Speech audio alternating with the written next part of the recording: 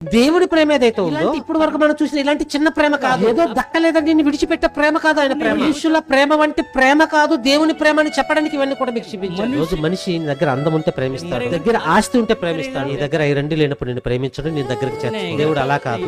నీ చూసిన పిక్చర్లు అన్నిటికీ వెనక ప్రేమ కనబడుతుంది మనకు. ఆ ప్రేమ ఎవరి వలన పుట్టిందంటే దుష్టు వలన పుట్టిన ప్రేమ.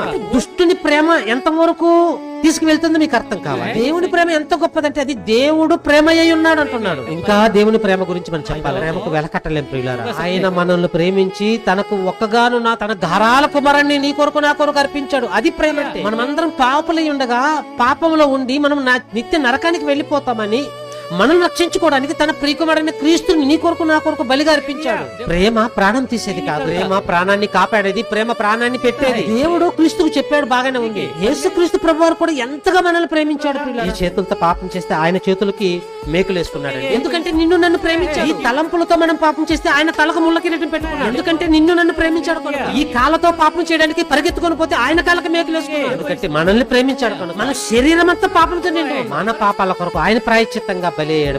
ఇది కదా ప్రేమ అంటే. మరి ఈ ప్రేమ ఈ రోజు మనుషులకు కనబడుతుందా? కనపడదు.